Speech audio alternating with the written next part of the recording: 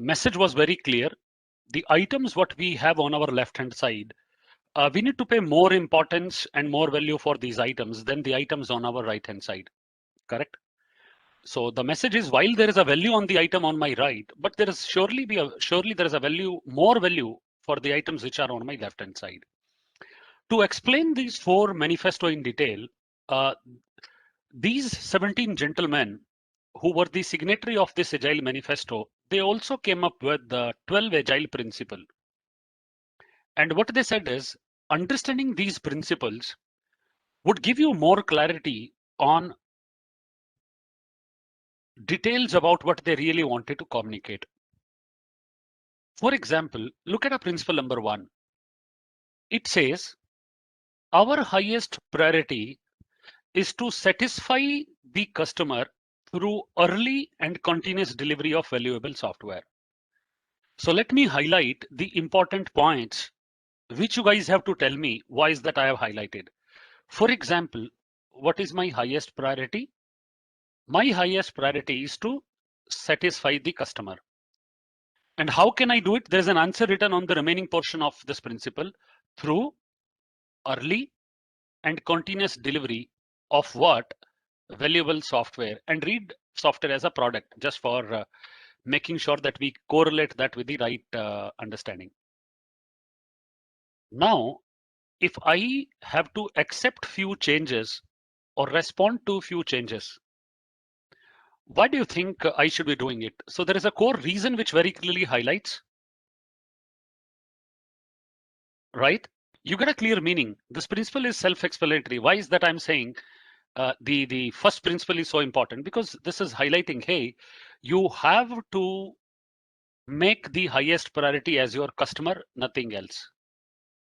Continuous delivery is the key. Yeah, first is satisfy customer. And how can you satisfy a customer? By early and continuous delivery. Now, I'm trying to get some two other words when I use a word called early and continuous delivery. Sometime back, I have used a word like Agile focuses on the iterative and incremental delivery. Now, that is also a very clear-cut understanding of iterative and incremental delivery, right? And increment that to a valuable increment. The increment what you are delivering, not any increment would work. We are very clearly highlighting only valuable increment we are looking at. So this increment should give really a good value. Now, another thing which is also related with maybe this 12 principle, if I look at principle number 2 very clearly highlights a very, very important factor. And this factor is, hey, welcome changing requirements even late in the development. Now, the fourth Agile Manifesto very clearly says that working product or a working software over comprehensive documentation. Now we are discussing why.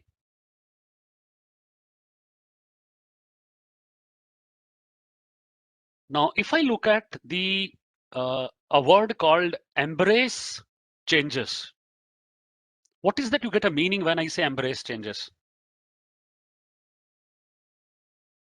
That means you should Accept support. change, accept. You should support and accept wherever feasible. I'm not telling that blindly say accept everyone. No, that's not the message. And I'm also telling you a compelling reason. Why is that you should be welcoming those change? So the second line of the same principle says very clear message. Agile processes harness the change for customers' competitive advantage. So I'm telling you a reason why you have to be on in order to welcome change in the requirement. Welcome is not meaning an acceptance. It would mean you would respond to it appropriately. Now, in a world which is changing rapidly, there is a lot of uncertainty around us. Nobody can truly predict what requirements will take the shape by the time the project comes to an end. And at the same time, we don't want any of these surprises in the business. We want things to be known to us as far as possible, but there are uncertainties around. So in these uncertainties, if we have to deal with the changes, then looking into a possible change and taking an action is the only thing what we can do. And this very clearly highlights to me saying during an iteration end, when you show something working to your end customer and accept if there are any changes which is recommended, and if you feel those changes are in line and some of them can be prioritized for a delivery, why not? There is a change happening in market dynamics. There is a change happening in organization dynamics. There is a change happening in things around us. So if I don't accept the change, or if I don't respond to change, there is a possibility that whole project progress will get slowed down. And saying no to no to such challenges, you might be kicked out from the business. I'll talk about a few examples here to make this understanding very clear. And the understanding says, hey, there was a company called Nokia. At one point in time, they were the market leaders. But when it came to Nokia accepting Android operating system in place of their renowned Symbian, these guys had some challenges, and they were not too easy to accept and start manufacturing phones based on maybe an Android operating system. They said, my operating system is damn good. Why should I be looking for change of the operating system? I'm the market leader. Market will follow me the way I want. Unfortunately, that has not yet happened, and the company has to be sold off. And as of now, Nokia is again back into the market, but unfortunately, now they are not among the first 2 or 3 players in the market. They're trying their best to get market share, but they're finding it too difficult. Now they are working on now Androids only. Previously they had only Symbian, now they have Androids only, but they're not so successful. The handsets are good, the look and feel is good, features are good, but still they are not able to get their market share because when they were asked kind of by the market needs to bring up a change, organization as a whole had for some reason or other they had decided no, we cannot, and that's what which led to maybe the change of hands in the Nokia got sold off maybe couple of times. Same happened with Motorola. They had also been now bought by different brands. I think currently the Motorola is being managed by Lenovo, right? And another organization which I wanted to mention here is an organization like Kodak. Kodak was a company which was known for the imaging solutions and photo solutions. A lot of us used to use that roll when we used to go for our trips and come back and give it to maybe a vendor for wash so that we can get our pictures done. Where are those shops? Shops are gone.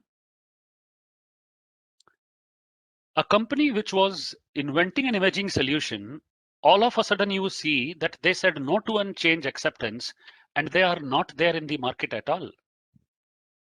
Kodak is only selling papers now.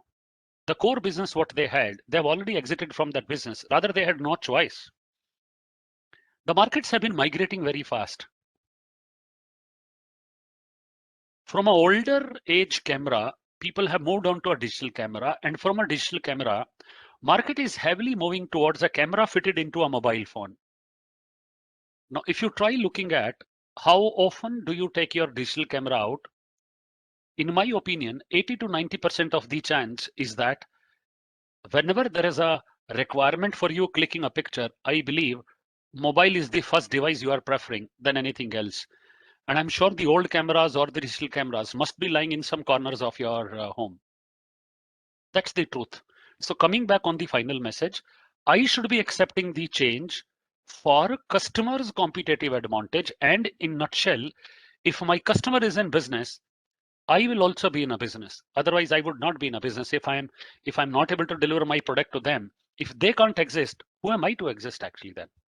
That's the second principle they had. And this principle had a real good meaning behind it.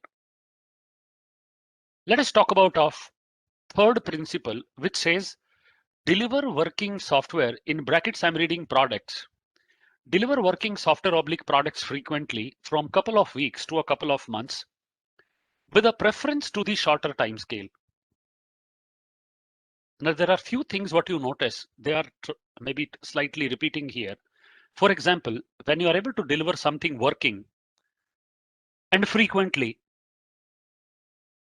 if I'm delivering something every 2 weeks, every 3 weeks, and my preference is for a shorter time scale. So 2 words which are important for me. First is do a valuable delivery frequently. Second, I should prefer a shorter time scale. Now, can I ask you what is the advantage of a shorter time scale? What advantage do you see if I reduce the time scale? Instead of 2 months of iteration, I'll say that guys will work on a 2 weeks iteration. So what do you see a possible advantage if you are working in a shorter time scale? Quick feedback. Oh, yes. Working product will give the feeling of to the customer to understand the next level of request they have. Absolutely. So that means you are saying I will be able to show my current work to them, and if my work is accepted, customer will feel like he's getting some piece of delivery which is giving him a value. And secondly, what she also mentioned just now, saying you get an opportunity to learn from the feedback what customer has shared, and there is a possibility this feedback can be utilized in the upcoming iteration, and that can make me to maybe do a course correction and go back on the plan. Absolutely, absolutely, you said it. Now, the word in the first principle was a constant delivery. Here also it says constant delivery, but even frequently. Now, a shorter release, a smaller release, rather than doing a big release, why can't you do a short release and say this is working, tested, verified? Now I'll actually move to the second maybe delivery. More frequent releases will provide me more opportunities of getting a feedback. Apart from a feedback, indirectly I get an acceptance that my potentially shippable increment is getting accepted. That means whatever efforts the team is putting in, that's getting into the right direction. Okay, let us look at principle number 4. Some interesting facts. What it says is the business people and developers must work daily. Huh? It is a must. Must means mandate. Huh? Read out the word very carefully. Must work together, and another word called daily. The biggest advantage of saying this is that the communication gap between the business team, which is in touch with the customer, and the team which is really developing a solution, if you have to minimize that gap, then they have to speak daily, no questions asked. Generally, there is a tendency in some companies that developers, they are not allowed to get in touch with the customers, and they will always route through the respective business team to go to an end client. It may or may not be a best practice. In my opinion, sometimes when the business team is actually going to meet the customer, they should try taking some key developers with them so that those developers understand the perspective of the customers also. And additionally, why should we be acting as an hindrance for developers, not allowing them to speak to an end customer? I should. So when the principle says business people and developer, I'm also trying to add up one more line that whenever there is an opportunity, developers also should be given a chance to interact with the end customer. For example, when you are working on an iteration review ceremony or a sprint review ceremony, ceremony is also called as an event, by the way. So when you are actually participating in a sprint review or iteration review, you get an opportunity to seek a meeting with your end customers also. And that is where you get to know of the customer's mindset and a feeling and the way they are expressing their satisfaction with the work you are doing.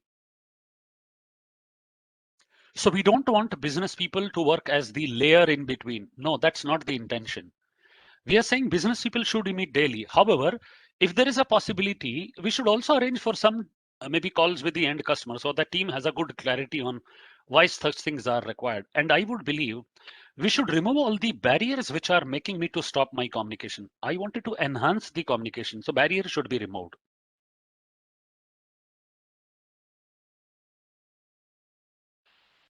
If you compare this thing with a game which is Chinese Whisper, you would realize if you try to add up more channels on the way, by the time information reaches to a last person, you don't get the same information what was communicated to the person number one. The communication drops heavily. So consider that if you are not meeting it daily and if you're meeting late, or if you're not meeting an end customers or a business team, then there is a likelihood that you would not know what really is happening, and there would be a gap in what you are developing and what customer is expecting. So catching up with the team on a daily basis will be a very good idea. This would remove a lot of misunderstanding, and we would assume that the team is working on a right product and they are getting the inputs regularly from their end customers. Fifth principle says build projects around motivated individuals.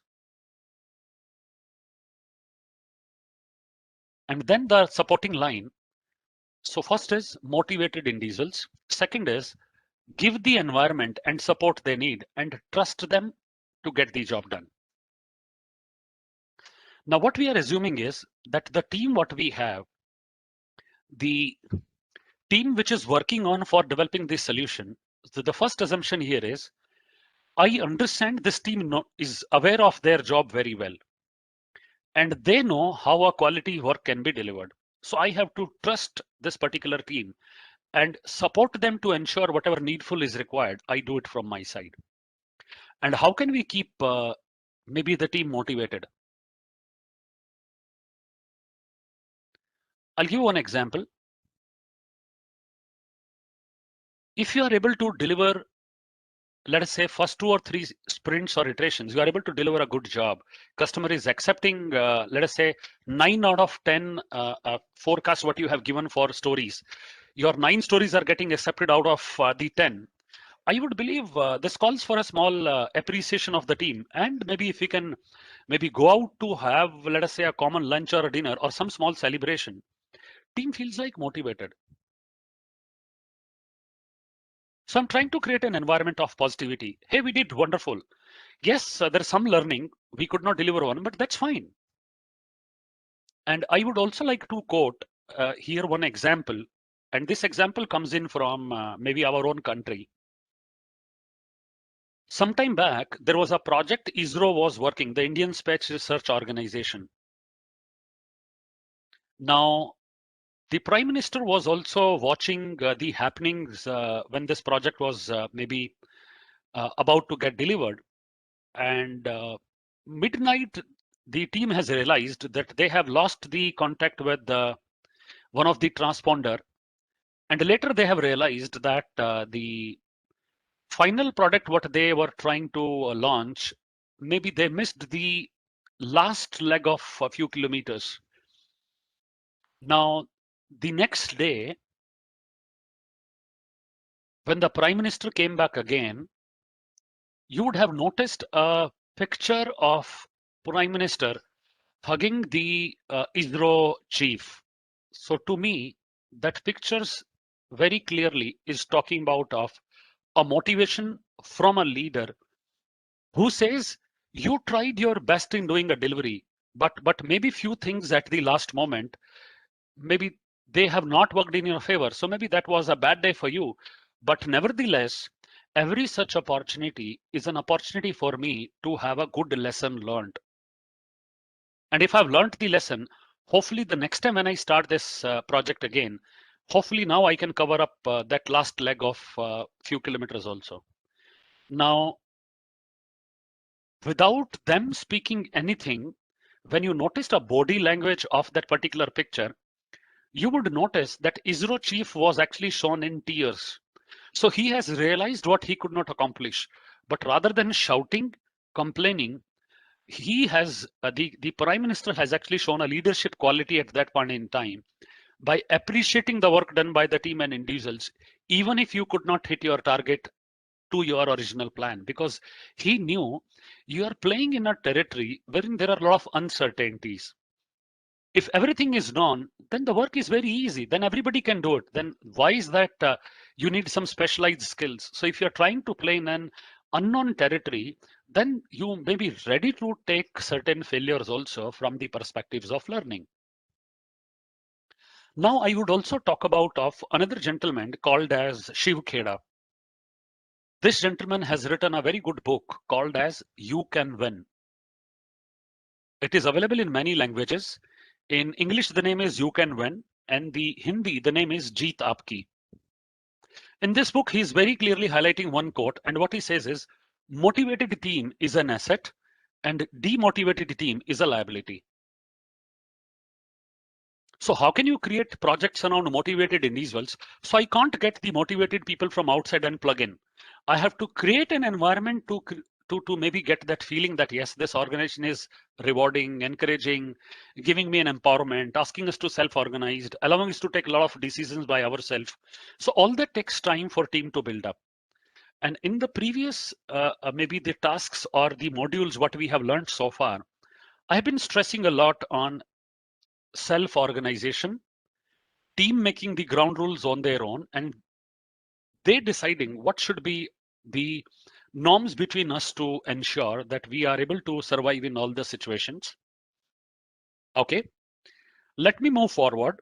Let me talk about of the sixth principle, and what it says is the most efficient and effective method of conveying information to and within a dev team is a face-to-face. So the focus is within a dev team, should I be trying using any other means of communication? Hey, I know there are challenges in the current environment, but then also I can do a face-to-face. Let me call that as a virtual face-to-face, right? So when I was actually sharing with you, maybe one of the charts some time back, which is from a book by Alistair Cockburn, and he has written a book called Agile Software Development. And this chart was further modified by Scott W. Ambler.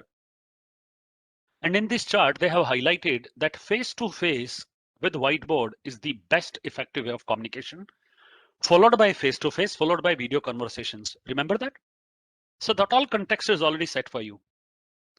So during that time, Alistair Cockburn has himself realized that, hey, there is nothing better than face-to-face.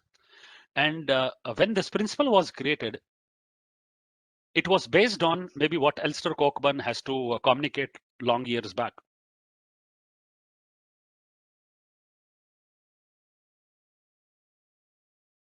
So most effective face-to-face when we are. Okay. Now, teams sitting across the different continents, they can make use of the technology, but they can still be face-to-face. And that is what I said. Supporting a virtual team, the face-to-face time has to increase. I know situation can never be compared with a physically in-person face-to-face, but that's the second best methodology. If the current constraints have to continue for a little longer, I have no other choice but to find out a virtual face-to-face with everyone possible. Okay. Then we move to the seventh principle, which says working software is the primary measure of the progress. And let me say working product. Now, projects take a longer time for completion from beginning till the end. We cannot be testing a patience from a customer who has paid money and invested in an maybe resources and huge cost is incurring to get this project delivery done. Customer can't wait for a full project delivery. I need to find out a way if I can do some iterative or incremental delivery so that customer feels like he's getting some piece of working product and a value is realized. A PPT or a screenshot would not make any sense. Let us take an example of a builder.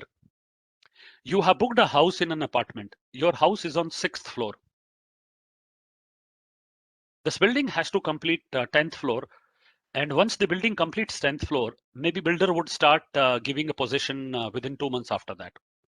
You have booked the house, you have paid some initial amount. So you are eager to look at when each and every floor is getting constructed.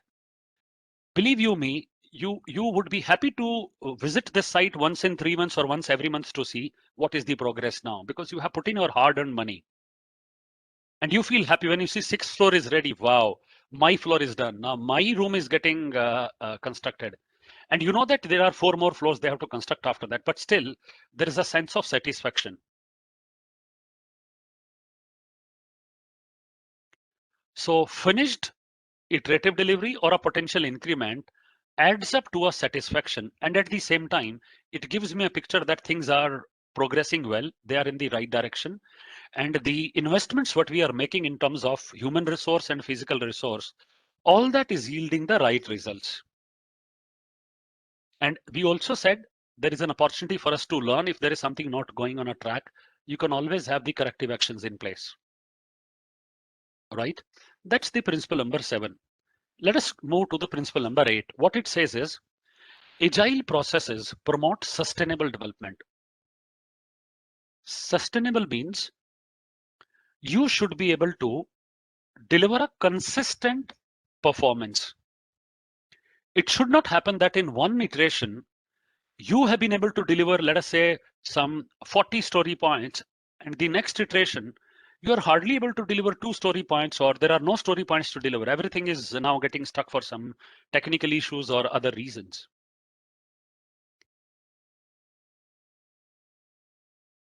You are not predictable if you are not able to maintain a sustainable pace. In Agile, we try to assume a predictable velocity. Velocity means number of stories.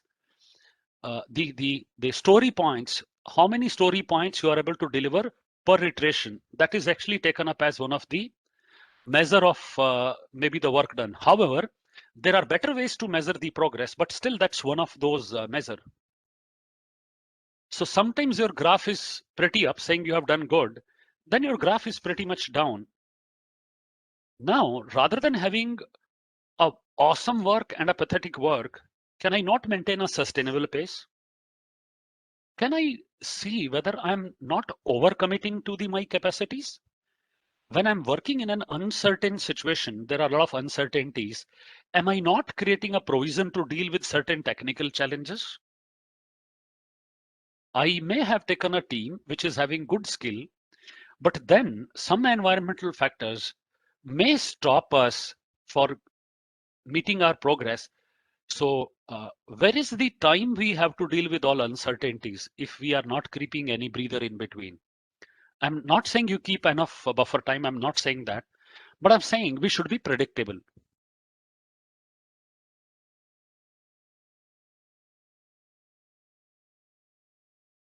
Now, if I try to make everybody work 12 hours a day, I may show you a very good result for one iteration, but over a period of time, it is not a good practice. If you are showing me a performance by disturbing the work-life balance for yourself and a team member, that's not a good performance.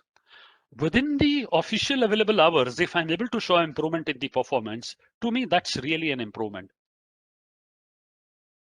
And how long can you make somebody to work for 13 hours or 14 hours? You will realize a situation of tyranny. The people will get tired very fast and they cannot continue to deliver at the same pace. If you're trying to work at very high pace, then of course the speed will take a hit pretty much clearly. So maintain a sustainable pace, maintain a constant predictable delivery. And of course, there could be small fluctuation here and there, but fluctuation cannot be on maybe 2 different poles actually.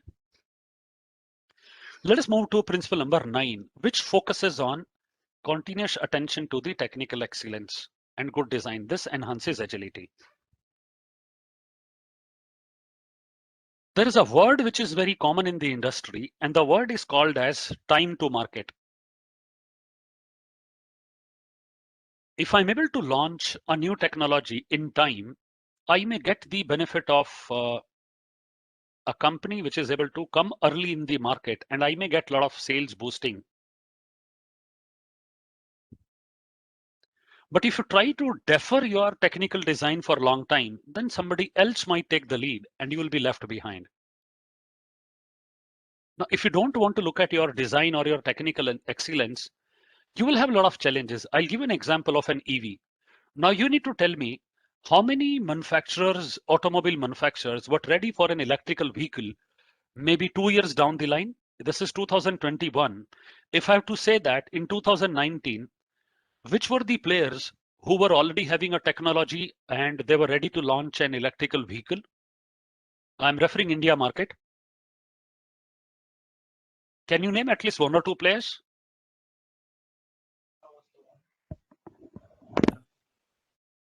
Tata was the one. Not really. There was a player before Tata, and I would call out that player. If you remember a vehicle with Reva, that was a Bangalore-based company acquired by Mahindra. Mahindra Electric. Yeah, so Reva Oh was yeah, acquired by E2V Mahindra. vehicle. Yes. Yeah. Now, some 5-6 year back in the history, Mahindra has realized that they don't have a good technical design to work on an electrical platform. But they have realized there is a company in Bangalore with Reva. So they tied up with that company. And finally, I got to know that Mahindra Electric has bought Reva.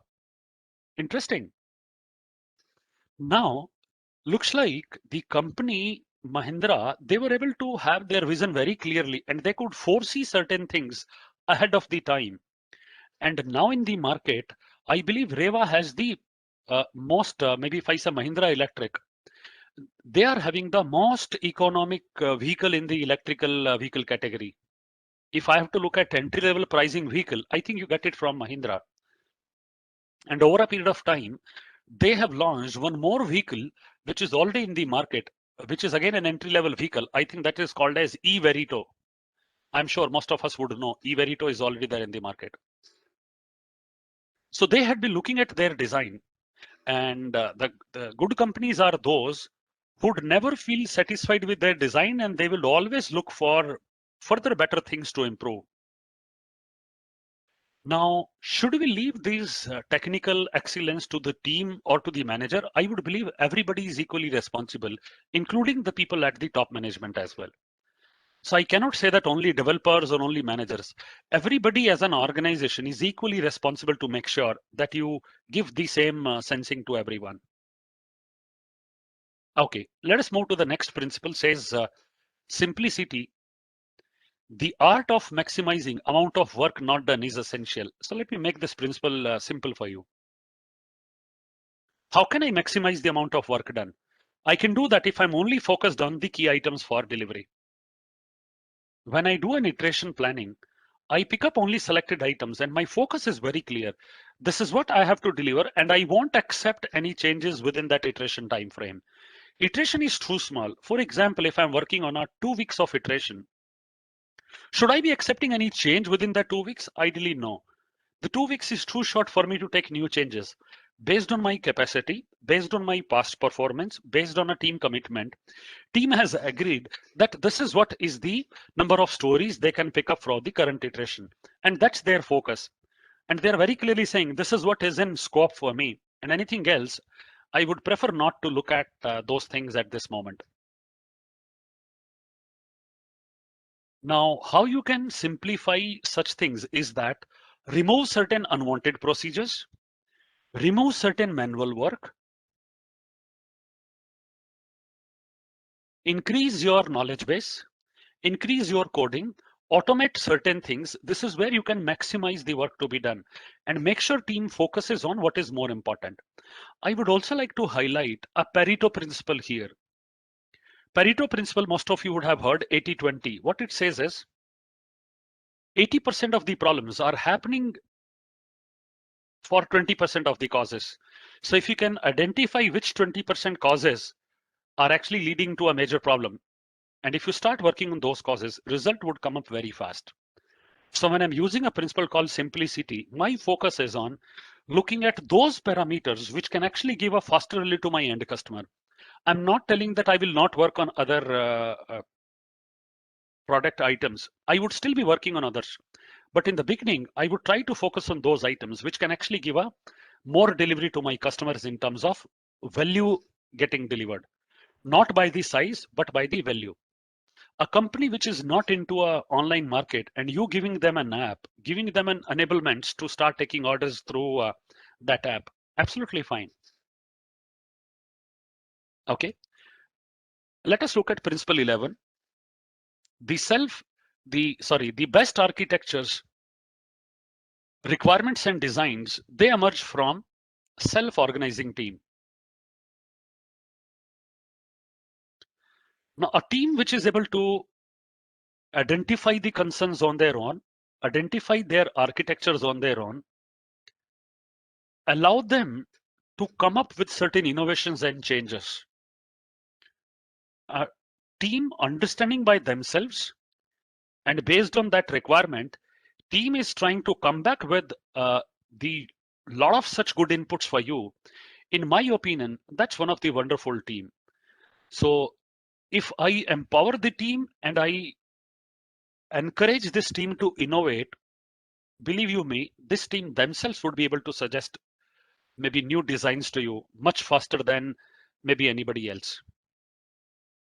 And once you make the development team to own up the architecture and requirements, believe you me, the word own up, accountability, ownership makes a big change. I've been using another word during my discussion saying team task accountability. So once you are making them accountable, believe you me, a lot of such suggestions would come in, and you never know which one of that suggestion would be a futuristic idea which would actually click the requirements what you guys are looking at. I'll give you one small example here. There are many organizations who are doing an online delivery, but very few of them have actually developed a process of getting into the detail of understanding a customer requirement to detail. For example, I have placed an order for an online grocery delivery today. And while I was placing order, maybe I forgot 2 items which I was supposed to be placing order, but the order gets placed already. Now I know every order comes up with some delivery fee. And I'm not ready to pay the delivery fee. If the item, what I'm calling for is of a lesser value than a delivery amount, maybe I'll wait for a next delivery. But as a customer, it was a good feature if your architecture allows me to have more orders even after the initial order is placed. There are few players who are offering that feature. If you forgot to apply any discount voucher, there are few apps which are allowing you an option to apply voucher and go ahead with make a payment later. Add 2 more items even if the order was placed. First order was placed 4 days before, and let us assume my delivery is expected to happen tomorrow. I wanted to add 2 items. So this organizations allow me to go and modify that order, make a payment for these 2 items, and still go ahead with this. Very nice. It is giving me a very big value. I'm happy. I'm able to add a few more items. Maybe few more items have gone out of stock. I thought, why not to combine this with the previous order? They give you that provision. Now, these are challenges, but this team themselves have realized there is a feature which is required, and they came back with these suggestions. Now, Ola, for example, came up with an idea of charging you a little later. They said, hey, register your credit card or UPI or all other codes. Once your trip is through, sometimes you may not have enough money in the wallet. And during that time, maybe if the signal is not that great, it takes time for you to make the payment. Can we actually charge you once in 15 days if your credit card and other details are verified? Wow, that's a good enablement, right? So team is able to suggest those kind of improvements. This is something what we can look at. And then comes the principle number 12, last not the least, which says very clearly that at regular intervals, the team reflects on how to become more effective, meaning plan, do, check, and act. Demings at one point in time very clearly said, plan, do, check, and act.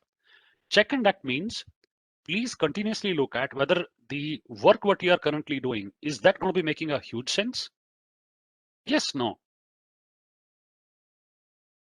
What are the improvements required?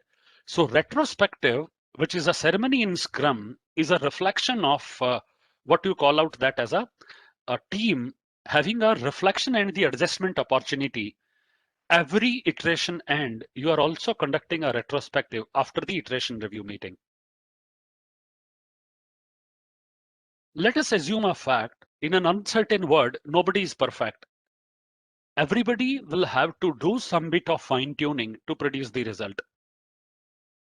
A mature agile team would be happy to identify issues which they can improve upon, maybe for the upcoming iterations.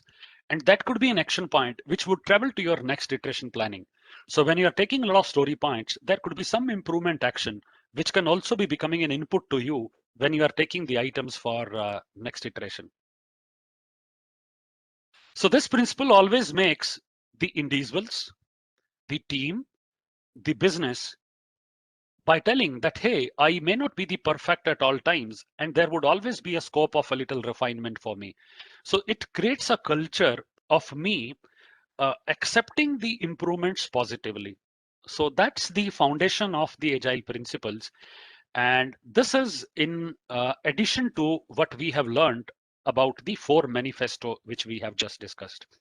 So these 4 manifestos were then explained in detail by the 12 principles.